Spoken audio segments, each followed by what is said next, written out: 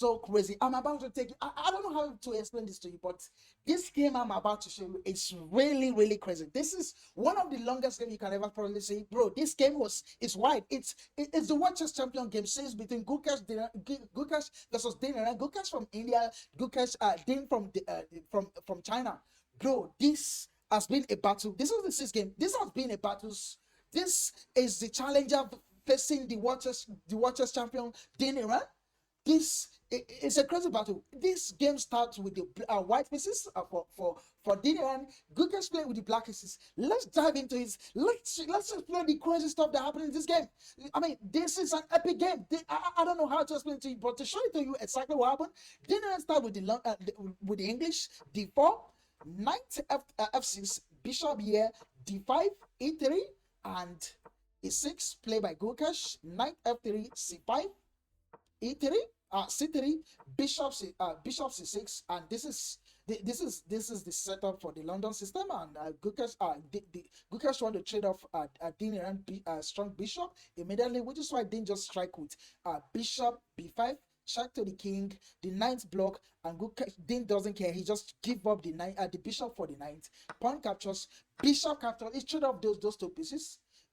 Now he no longer have a bishop. Gukesh has a light square bishop. They no longer have queen capture and queen hop into a4. I don't know why queen a4 is played by Dean, just putting pinning the pawn to the king. Gukesh in this position just castle. He castle the king out of the center, and the Gukesh opening is ready. He's done with the opening. The king is safe. He's here to fight, and then again move his queen back to a3. I mean, the chess principle, that is what they told us. It's what they explained to us. When you're playing in the opening, you don't want to move your queen. You don't want to move your pieces twice. Dane is the world champion. He can do anything. He knows the rules. He can literally do whatever he wants. I mean, these are strong player. You don't want to mess around. But Gukesh in this position to hop in the knight to e4. Knight back to d2. He won a trade, and if Gukesh take this knight is coming to life. Gukesh doesn't do that. He strike with the pawn. Knight captures, pawn captures. Then go on for the pawn. He just captured this pawn, and Gukesh find the best move. G6, queen G6, putting pressure on the pawn. And what can Dean do? Dean cannot castle in this position, because if Dean castle, bishop land, boom, you have to play something, and yeah, probably you should just resign. You should. This is a classical, but not like he's going to find a way to come back. He should just resign, which is why Dean did not touch any of that. I mean, if Dean play this, the bishop is already here, and yeah, if the bishop looks strong on that square, it's just going to be crazy. So Dean didn't play any of that. Dean instead go for knight d2, queen capture, and Dean just castle. Just castle, completely castle, just giving up yet another pawn. And Gukesh doesn't hesitate. He go for the pawn. He captured the pawn. Good. Then also capture a pawn. Rook here. I mean, look at the monster rook. All of Dean pieces, all of Gukesh pieces are coming to life. The black rook is here, the queen is here. If the knight ever move, probably this is a free pawn, and it's just going to get, yeah, some of those like a 500 elo, 1000 elo can just fall. This is a free pawn, let me capture it, and boom, you get hit with checkmate. The monster rook and the queen connect, but not Dean. He won't play that. He play knight c4 instead, putting defending, and also that is when black strike with bishop e6, putting pressure on the knight. If the knight is removed out, you could probably get something. Rook d2 was played. Queen back to f3. Queen f3, put it high in the rook. Some of us might just miss it. Some of us might just miss this position and just don't play something else, and yeah, you get cooked. You get cooked, probably in a bullet chess or something. So that is why rook e1 was played with the white pieces. Bishop capture, queen capture, queen f5. Didn't go for the free pawn. Gukesh also gets a pawn. Queen back. Now Dane is asking for a queen too. He want to remove the queen out of the board. Probably if the queen is out of the board, yeah, it could be something, because it could be interesting, because Dane has this free fight for his rook. He could pull all of his pieces on that square. But also, Gukesh, do not forget the rook is also here. I mean, he can also put his rook on those five and get a very powerful attacking going on, which is why Gukesh slide his queen to e7. It's ready to fight. Gukesh is ready to fight in this game. It's not ready to for some slow play. It's not ready for some lazy play. He want to keep the queen on the board. When the queen is on the board, there might be some trick. There might be some well, some stuff, some sort of stuff. Which is why Gukesh doesn't want to trade it. Then starts bringing his queen. He want to trade. He play queen d2, queen g5. Queen back to d5. He want to trade. Gukesh said nope. Queen d back to d6. He want to trade, and Gukesh again slide to g5. Queen back, and Gukesh doesn't want to repeat move. He play queen f5, queen f4, just putting pressure on the pin.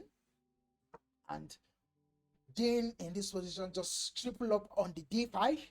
Look at the queen, look at the rocks, look at all of the spaces. Just he sack. Probably he could sack at some point and get win. I don't know. Which is why Gukesh in this position play pawn g6, creating a space for the king. He don't want to leave the king in the corner to die.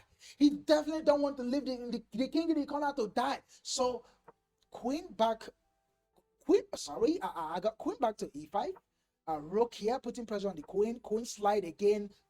Then want to trade. The white pieces just want to get rid of the queen. He said no. Gukesh said no. Queen back to f5, and queen a5, just putting pressure on that pawn. Hiding that pawn. Gukesh didn't move the pawn out of the way, out of arm's way, and he played queen b5. Gukesh is just moving his queen. The black pieces. Queen is just hopping around. It's just moving around. I mean, he want to fight. He want to just. I mean, look at all of this weakness. Look at all of this weakness from the king side. You don't want to keep your queen on the board to fight.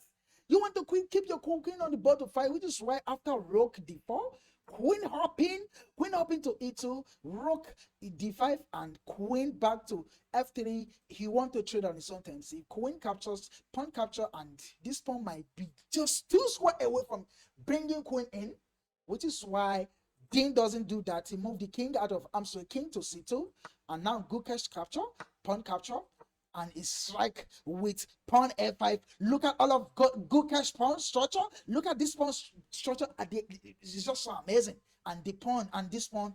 I mean, if this pawn just starts rolling, this strike with pawn e4, he want to exploit this pawn. I mean, he probably sacrifice this pawn for something. Gukesh go for it. He play e3. There's a rook behind the pass pawn.